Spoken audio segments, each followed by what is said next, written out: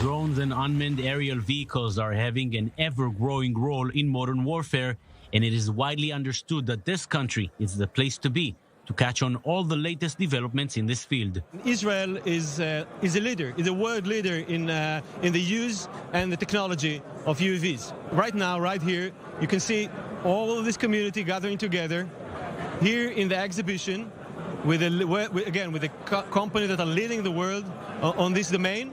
UV Drone Tech, the unmanned systems exhibition, celebrated its 10th edition last week in Tel Aviv. It featured practically all of the big names in the Israeli industry and also plenty of guests from abroad.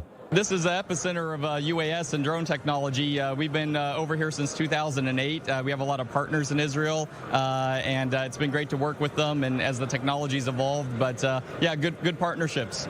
If anyone had any doubt regarding the role of UAVs in today's battlefield, the last few months proved how crucial they are. Just days after Israel officially revealed what was a well-known secret before, its use of UAVs for offensive purposes and not just intelligence gathering, came Operation Breaking Dawn in Gaza with images of those drones in action. Israel is obviously not alone in the field.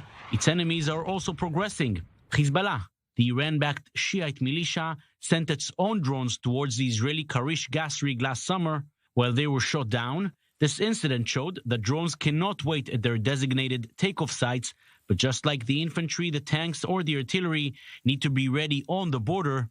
This also calls for original solutions. Basically, we designed docking station for drones, docking station and delivery station, and we charge the drone so you be able to stay in the docking station, then go for another mission. We have several systems in the Israeli border.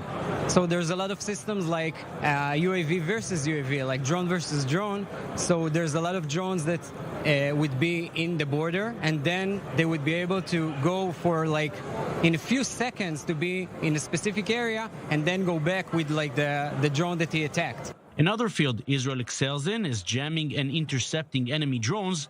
But how do you prevent the enemy from doing the same to your drones? If there is a person flying the drone, it's not really independent. By giving it an orthogonal navigation solution, which is optical rather than RF-based, we know exactly where the vehicle is. And even though that all communication is lost, both telemetry and control, the drone can still operate its fail-safe mechanism safely without losing the drone or, God forbid, crashing it. The Iranian drones provided to Russia and crushing on Ukrainian targets may be what awaits Israel in the next armed conflict.